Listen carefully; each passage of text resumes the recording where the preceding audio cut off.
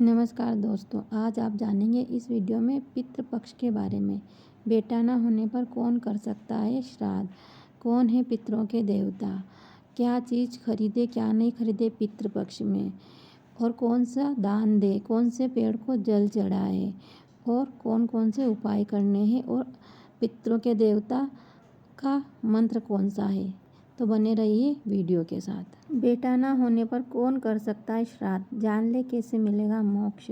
धार्मिक मान्यताओं के अनुसार वैसे तो घर का सबसे बड़ा पुत्र श्राद्ध करता है, लेकिन जिनके पुत्र ना हो उनकी पुत्री या पुत्री का पति या पुत्री का बेटा भी श्राद्ध के अधिकारी होते हैं। इसके अलावा उस व्यक्ति के पुत्र पौत्र न हो तो उसकी पत्नी भी श्राद्ध कर सकती है। पितृपक्ष में भूल कर भी ना करें इन चीज़ों का दान, वरना पितृदोष से हो जाएंगे कंगाल। जाने क्या दान करें और क्या ना करें। पितृपक्ष में आप जो भी दान करते हैं उसका फल आपको तो मिलता ही है, साथ ही आपकी आने वाली कई पीढ़ियों का इसका लाभ मिलता है। आपको पितृपक्ष में भूल कर भी ना करें इन चीज़ों का दान, वरना पितृदोष से हो जाएंगे कंगाल। जाने क्या दान करें और क्या नहीं। पितृपक्ष में आप जो भी दान करते हो उसका फल आपको भी मिलता है, साथ ही आपकी आने वाली कई पीढ़ियों का इसका लाभ मिलता है। आपको पितृपक्ष में किए गए दान का फल 100 गुना अधिक मिलता है, लेकिन पितृपक्ष में कुछ चीज़ों का दान वर्जित है। यदि आप इनका दान करते हैं तो आपको पितृदोष का सामना करना पड़ सकता है, आप कंगाल तक हो सकते हैं। इसलिए आपको मालूम होना चाहिए कि पितृपक्ष में क्या दान करें और क्या नहीं। आइए जाने विस्तार से। पितृपक्ष में ना करें कपड़े, जूते और चप्पल का दान। पितृपक्ष में अधिकांश लोग कपड़ों का दान करते हैं। आप कपड़ों का दान तो कर सकते हैं, लेकिन इस बात का ख्याल रखें कपड़े पुराने नहीं होने चाहिए, नए कपड़ों का दान ही करना चाहिए। साथ ही कपड़े ऐसे खरीदें जिनका इस्तेमाल कोई व्यक्ति आसानी से कर सके। जबकि जूते चप्पल का दान तो आपको भूल कर भी नहीं करना चाहिए। ऐसा करने से आपका राहु प्रभावित हो सकता है और आपको राहु दोष लग सकता है। पितृपक्ष में लोहे के बर्तनों का दान नहीं करना चाहिए। दरअसल पितृपक्ष में स्टील या चांदी के बर्तनों का दान करना उत्तम माना जाता है। आप पितृपक्ष में इन चीज़ों का दान कर सकते हैं, जबकि लोहे के बर्तन दान करने से आपके पितरों की नाराज़गी झेलनी पड़ेगी और आपको पितृदोष लग सकता है। मान्यताओं के अनुसार व्यक्ति को पितृपक्ष में झाड़ू का दान करने से बचना चाहिए। दरअसल पितृपक्ष में झाड़ू दान करने से आपको आर्थिक समस्याओं का सामना करना पड़ सकता है। साथ ही पितृपक्ष में अपने घर से इस्तेमाल के लिए भी नई झाड़ू नहीं खरीदनी चाहिए। पितृपक्ष में भूल कर भी तेल का दान नहीं करना चाहिए। दरअसल ऐसा करने से आपके पितृ आपसे नाराज हो सकते हैं। इस बात का विशेष ख्याल रखें कि सरसों के तेल का दान भूल कर भी नहीं करना चाहिए। पितृपक्ष में क्या दान करें? पितृपक्ष में अन्न का दान करना विशेष फलदायी होता है। गेहूं, चावल का दान आप चाहे तो कर सकते हैं। इनके अभाव में कोई दूसरा अनाज भी आप दान में दे सकते हैं। इस दान को करते समय संकल्प जरूर लें। संकल्प सहित दान करने का विशेष महत्व है। पितृपक्ष में 2 वस्त्रों का दान तो जरूर करना चाहिए, बस ख्याल रखें कि वस्त्र बिल्कुल नए हो। इसके अलावा आप चाहे तो सोने का भी दान कर सकते हैं। स्वर्ण दान को सबसे उत्तम दान की श्रेणी में रखा गया है। अपने सामर्थ्य के अनुसार आप सोने का दान कर सकते हैं। यदि कोई व्यक्ति आर्थिक रूप से संपन्न है तो उसे किसी जरूरतमंद व्यक्ति को भूमि या संपत्ति का दान करना चाहिए। इस दान को करने से आपको कई गुना अधिक फल मिलता है। आपको ही नहीं, आपकी आने वाली पीढ़ियों को भी इस पुण्य का फल प्राप्त होता है। गाय का शुद्ध देसी घी का दान करना भी उत्तम माना जाता है। गाय के घी को एक पात्र में रखकर दान करना शुभ और मंगलकारी माना जाता है। इस दान को करने से घर में सुख, संपत्ति और समृद्धि का वास होता है। इसलिए पितृपक्ष में इन सब में से आप किसी भी वस्तु का दान कर सकते हैं। इसका फल आपकी कई पीढ़ियों तक मिलेगा। पितृपक्ष में रोज करें ये उपाय। पितृ प्रसन्न होकर पितृदोष से देंगे मुक्ति। लक्षण भी जानें। मान्यता है कि पितृदोष दूर करने के लिए पितृपक्ष का समय सबसे अच्छा माना जाता है। जिस व्यक्ति की कुंडली में पितृदोष है उन्हें दूर करने के लिए पितृपक्ष में कुछ खास उपाय करने होंगे। हिंदू धर्म में देवताओं की तरह पितरों को भी दर्जा दिया गया है। यही वजह है कि पितृपक्ष के दौरान लोग पितरों के प्रति अपनी श्रद्धा व्यक्त करते हुए श्राद्ध, तर्पण, पिंडदान करते हैं। पितृपक्ष में ही तमाम लोग पितृदोष का भी निदान करते हैं, लेकिन बहुत कम लोगों को पितृदोष की सही पहचान और निवारण के बारे में पता होता है। पितृदोष के लक्षण। पितृदोष होने से व्यक्ति को तमाम परेशानियों का सामना करना पड़ता है। सबसे पहले जिन लोगों की कुंडली में पितृदोष होता है उन्हें संतान का सुख काफ़ी परिश्रम के बाद भी नहीं मिलता, या फिर उनकी संतान गलत संगत में पड़ जाती है, वंश वृद्धि भी रुक जाती है। साथ ही नौकरी या व्यापार में हमेशा दिक्कतों का सामना करना पड़ता है। परिश्रम करने के बाद भी इन्हें सफलता प्राप्त नहीं होती है। बार बार इनके कामों में बाधा आती है।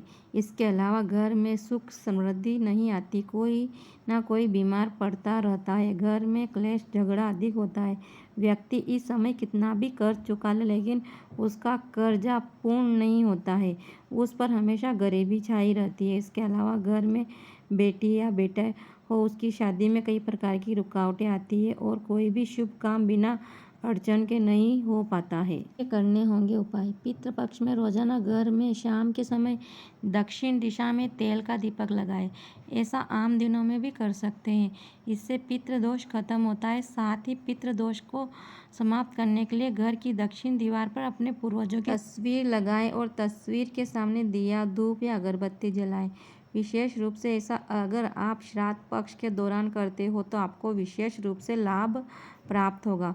पितरों की शांति के लिए रोजाना दोपहर के समय पीपल के पेड़ की पूजा करें। पितरों को प्रसन्न करने के लिए पीपल में गंगा जल या नर्मदा जल में काले तिल, दूध, अक्षत और फूल अर्पित करें। पितृ दोष के निवारण के लिए पितृपक्ष में और अमावस्या पर पितरों के नियमित भोग लगाएं और पितृ स्तोत्र का पाठ करें। इसके अलावा आप पितृ दोष को समाप्त करने के लिए पितृपक्ष में भगवान शिव की रोजाना पूजा करें या किसी योग ब्राह्मण से अभिषेक कराएं। पितृदोष के बुरे प्रभाव से बचने के लिए पंचमुखी, सातमुखी, आठमुखी और 12मुखी रुद्राक्ष एक साथ धारण करें।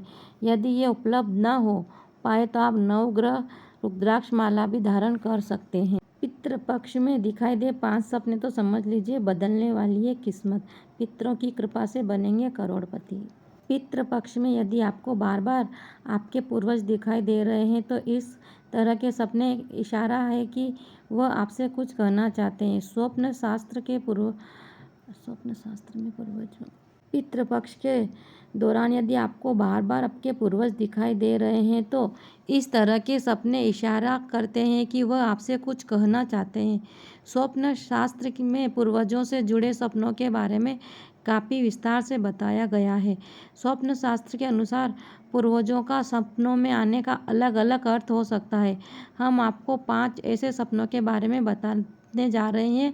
यदि वह आपके पितृपक्ष के दौरान आते हैं तो इसका अर्थ है कि आपकी किस्मत चमकने वाली है, आपको अच्छी तरह मात्रा में धन लाभ मिलेगा। आइए जानते हैं पितृपक्ष में दिखाई देने वाले 5 शुभ सपनों के बारे में। सपने में यदि कोई पूर्वज आपको हाथ में फूल लेकर दिखाई देते हैं तो यह बहुत ही शुभ सपना है। हालांकि उनके हाथ में आपको कोई भी रंग का फूल दिखाई दे तो यह शुभ सपना ही है, लेकिन विशेष रूप से यदि आपके सफ़ेद रंग के फूल दिखाई दे तो समझ लीजिए कि आपको बड़ी मात्रा में धन लाभ होगा। फूल सिर्फ पूर्वजों के हाथ में ही नहीं, यदि आपको फूल की क्यारी या फूल का गुलदस्ता भी दिखाई दे तो यह एक शुभ सपना है। अगर पितृपक्ष के दौरान आपको अपने पूर्वज हंसते हुए दिखाई देते हैं तो वह आपके लिए शुभ सपना साबित हो सकता है। स्वप्न शास्त्र के अनुसार इस तरह के सपनों का आना इस तरह इशारा करता है कि आपके पूर्वज आपसे काफ़ी संतुष्ट है। इस तरह के सपनों का अर्थ है कि आपको अचानक कहीं से बड़ी मात्रा में धन लाभ मिल सकता है। साथ ही करियर में भी आप नई ऊंचाइयां छुएंगे। हालांकि इस तरह के सपनों का दूसरा अर्थ यह भी है कि आने वाले दिनों में आपको कोई खुशखबरी भी मिल सकती है। हो सकता है आपके पूर्वज फिर से आपके घर में जन्मने वाले हैं। स्वप्न शास्त्र के अनुसार यदि आपके सपनों में दिखाई देते हैं कि आपके घर के दरवाजे पर पूर्वज पहुंच गए हैं तो इस तरह के सपनों का मतलब है कि जल्दी आपके दरवाजे पर खुशियां दस्तक देने वाली है। आपको कोई ऐसी चीज़ इस दौरान मिल सकती है जिसका इंतज़ार आपको काफ़ी समय से कर रहे थे। साथ ही इस तरह के सपने इशारा करते हैं कि यदि आपका धन कहीं फंस गया है तो आपको अपने अटका हुआ धन वापस मिल सकता है। सपनों में पूर्वज आपको मिठाई खिला रहे हो तो स्वप्न शास्त्र के अनुसार यदि आपके सपने में दिखाई दे रहा है कि आपके पूर्वज आपको मिठाई खिला रहे हैं या फिर आपके लिए मिठाई हाथ में लेकर खड़े हैं तो इस तरह के सपनों का अर्थ है कि आपको अपने पुराने सभी कर्जों से मुक्ति मिलेगी। साथ ही आप किसी नए व्यापार की शुरुआत कर सकते हैं। यदि आप व्यापार शुरू करने की योजना बना रहे हैं तो उससे पहले ये सपना आ जाए तो इसका मतलब है कि आपको यह व्यापार भविष्य में बहुत लाभ दिलाएगा। साथ ही इस तरह के सपना इशारे करते हैं कि आपकी कोई बहुत ही बड़ी इच्छा इस अवधि में पूरी होने वाली। पितृ पक्ष में यदि आपको सपने में अपने मृत पिता या दादा दिखाई देते हैं तो स्वप्न शास्त्र के अनुसार इस तरह के सपनों का अर्थ अलग अलग हो सकता है। यदि आपको सपने में अपने मृत पिता और दादाजी हंसते हुए दिखाई देते हैं तो आपको सभी तरह की समस्याओं से मुक्ति मिलेगी। साथ ही इस तरह के सपने यह भी इशारा करते हैं कि आप अपनी आर्थिक स्थिति के कारण यदि परेशान हैं तो आने वाला समय आपके हक में रहने वाला है। उनका आशीर्वाद आपके साथ है और उनके आशीर्वाद से ही आप अच्छी मात्रा में धन लाभ पाएंगे। पितृ पक्ष में पितरों के लिए करें 5 चीज़ों की खरीदारी। पूर्वज खुश होकर देंगे, आशीर्वाद बनने लगेंगे सारे काम। श्राद्ध पक्ष या पितृ पक्ष में नई चीज़ें लेने की मनाही होती है, लेकिन कुछ चीज़ें ऐसी होती है जिनकी खरीदारी से आपके पितृ खुश होकर आपको आशीर्वाद देंगे। पितृ पक्ष के दौरान पितरों के निमित्त नए वस्त्र खरीदना चाहिए। ऐसा माना जाता है कि जब आप नए वस्त्र खरीदते हैं तो इससे आपके पूर्वज खुश होते हैं और आपको सुख शांति का आशीर्वाद प्रदान करते हैं। श्राद्ध पक्ष में चावल की खरीदारी करना भी अत्यंत शुभ माना जाता है। ऐसा कहा जाता है कि इन दिनों चावल की न सिर्फ खरीदारी करना चाहिए बल्कि इसका दान भी करना चाहिए, जिससे पितर खुश होते हैं। काला तिल पितृ पक्ष के दौरान आपको काला तिल जरूर खरीदना चाहिए, क्योंकि काला तिल पितरों के श्राद्ध और तर्पण के दौरान उपयोग में लाया जाता है। ऐसे कहा जाता है कि तिल खरीदने से पितृदोष से मुक्ति मिलती है। जो धार्मिक मान्यता है कि धरती पर सबसे पहले अन्न के रूप में जौ उगाया गया था और इसे सोने के बराबर माना गया है। इसलिए जब आप पितृ पक्ष के दौरान जौ की खरीदारी करते हैं तो इससे पितृ खुश होते हैं और आपकी आर्थिक परेशानी भी दूर करते हैं। चमेली का तेल ऐसी मान्यता है कि चमेली का तेल पितरों को अर्पित करने से वे तृप्त होते हैं और उनकी आत्मा को शांति मिलती है। इसलिए पितृ पक्ष के दौरान चमेली का तेल की खरीदारी भी आपको करनी चाहिए। घर के इन जगहों पर पितरों की तस्वीर लगाने की न करें भूल, बढ़ जाएगी मुश्किलें। सभी के घरों में पितरों की तस्वीर जरूर लगी होती है। माना जाता है कि हमारे स्वर्गीय पितरों का आशीर्वाद लेने और उन्हें हमेशा अपने दिल में बनाए रखने के लिए घरों में तस्वीर लगाई जाती है। पितरों की तस्वीर घर में लगाने से परिवार की सुख समृद्धि भी बढ़ती है, लेकिन आपको ये तस्वीर लगाते वक्त बहुत सी चीज़ों का ध्यान रखना होता है। अगर आप पूर्वजों की या कहे पितरों की तस्वीर लगाते वक्त उन चीज़ों का ध्यान नहीं रखते तो आपको परेशानी का सामना करना पड़ सकता है। जीवित लोगों की तस्वीर से अलग रखें। पितरों की तस्वीर को जीवित लोगों की तस्वीरों के साथ लगाने की मनाही होती है। माना जाता है ऐसा करने से जीवित लोगों की आयु कम होने लगती है और उन पर नकारात्मक प्रभाव भी पड़ने लगता है। पूर्वजों की तस्वीर लटका कर रखना भी गलत माना जाता है। उनकी तस्वीर को लकड़ी के स्टैंड या अन्य किसी पर टिका कर रखिए। आपके घर में ऐसे स्थान पर पूर्वजों की तस्वीर लगानी चाहिए जहां आते जाते लोगों की निगाह उन पर न पड़े। आते जाते लोगों की मृत लोगों की तस्वीरों पर नजर पड़ने से मन में निराशा उत्पन्न होती है। पितरों की तस्वीरों को घर के बहुत से स्थानों पर नहीं लगाना चाहिए। उनमें शयन कक्ष, घर में बिल्कुल मध्य स्थान, मंदिर और रसोई घर आते हैं। कहा जाता है कि इन स्थानों पर उनकी तस्वीर लगाने से पितृ नाराज होते हैं, जिसका बुरा प्रभाव घर आपकी जिंदगी पर पड़ता है। ऐसी जगहों पर तस्वीर लगाने से घर में कलह रहता है और सुख शांति भी छीनी जाती है। इन जगहों पर पितरों की तस्वीर लगाना अच्छा माना जाता है। दक्षिण यम और पितरों की दिशा होती है, इससे घर में सुख शांति बनी रहती है। पितृ पक्ष में इन पेड़ों पर जरूर चढ़ाए जल, पूर्वज हमेशा रहेंगे प्रसन्न।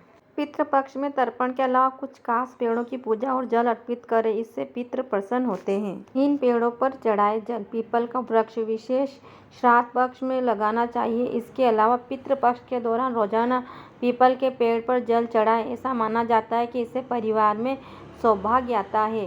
पुराणों के अनुसार वहाँ पितरों का वास होता है, इसलिए पितरों की तृप्ति के लिए पीपल के वृक्ष पर जल में दूध और तिल मिलाकर तर्पण करना चाहिए। पितृपक्ष की हर शाम पीपल के पेड़ के नीचे तेल का दीपक जलाएं और पितृ सूक्त का पाठ भी करें। इससे पितृ दोष समाप्त हो जाता है, साथ ही वित्तीय संकट भी दूर होता है। तुलसी में देवी लक्ष्मी का वास माना जाता है। पितृपक्ष के दौरान तुलसी की पूजा करने से पितृ भी प्रसन्न रहते हैं और घर में देवी का वास होता है। पितृ दोष के हानिकारक प्रभावों से बचने के लिए 5 मुखी, 7 मुखी, 8 मुखी और 12 मुखी रुद्राक्ष धारण करें। यदि यह विकल्प नहीं हो तो आप नवग्रह रुद्राक्ष की माला भी पहन सकते हैं। पितृपक्ष के दौरान शाम के समय जल रखने वाले स्थान पर पितरों के नाम का दीपक जलाएं। ऐसा कहा जाता है कि इससे घर में सुख शांति बनी रहती है। पितरों के देवता अय्यरमा कौन है? पितरों की मुक्ति के लिए क्यों करने चाहिए, इनका आह्वान जाने। पितृलोक से जुड़े 6 रहस्य। पितरों के देवता का नाम अय्यरमा है। भगवान अय्यरमा का नाम लिए बिना पितरों का तर्पण नहीं किया जाता है। गरुड़ पुराण के अनुसार अय्यरमा कश्यप ऋषि और अदिति के पुत्र है। अय्यरमा को अय्यरमन भी कहा जाता है। भगवान अय्यरमा पितृलोक के न्यायाधीश और राजा भी माने जाते हैं। आइए जानते हैं पितृलोक से जुड़े रहस्य। पितृपक्ष में पितरों की आत्मा की शांति के लिए उनका तर्पण किया जाता है। पौराणिक मान्यता है कि हमारे पूर्वज मरने के बाद पितृलोक में निवास करते हैं। इस पितृलोक में एक दूसरा संसार है जहाँ पर यहाँ जैसा जीवन होता है। आप जो भी चीज़ें पितरों को अर्पित करते हैं वे उन तक उसी लोक में पहुँचती है। लेकिन क्या आप जानते हैं कि पितृलोक का देवता कौन है? पितरों के देवता अय्यरमा है।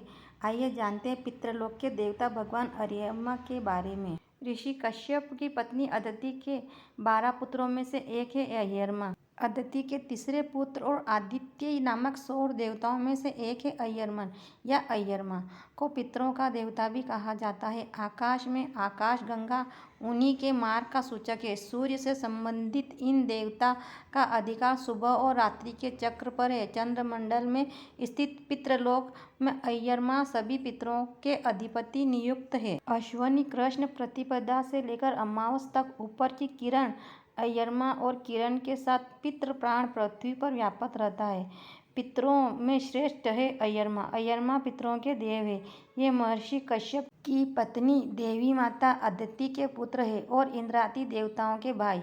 पुराण अनुसार उत्तरा फाल्गुनी नक्षत्र इनका निवास लोक है। इनकी गणना नित्य पितरों में की जाती है। जड़ चेतनमयी सृष्टि में शरीर का निर्माण नित्य पितर ही करते हैं। इनके प्रसन्न होने पर पितरों की तृप्ति होती है। श्राद्ध के समय इनके नाम से जलदान किया जाता है। श्राद्ध के समय इनके नाम से जलदान किया जाता है। यज्ञ में मित्र, सूर्य तथा वरुण जल देवता के साथ सुहा का हव्य और श्राद्ध के स्वधा का काव्य दोनों स्वीकार करते हैं। धर्म शास्त्रों के अनुसार पितरों का निवास चंद्रमा के उदर भाग में माना गया है। यह आत्माएं मृत्यु के बाद 1 वर्ष से लेकर 100 वर्षों तक मृत्यु और पुनर्जन्म की मध्य की स्थिति में रहते हैं। पितृलोक में श्रेष्ठ पितरों को न्यायदात्री समिति का सदस्य माना जाता है। अन्न से शरीर तृप्त होता है। अग्नि को दान किए गए अन्न से सूक्ष्म शरीर और मन तृप्त होता है। इसी अग्निहोत्र में आकाशमंडल के समस्त पक्षी भी तृप्त होते हैं। पक्षियों के लोक को भी पितृलोक कहा जाता है। पितृ चाहे किसी भी योनि में हो, अपने पुत्र पुत्रियों एवं पौत्रों के द्वारा किया गया श्राद्ध का अंश स्वीकार करते हैं। इससे पितृगण पुष्ट होते हैं और उन्हें नीच योनियों से मुक्ति भी मिलती है।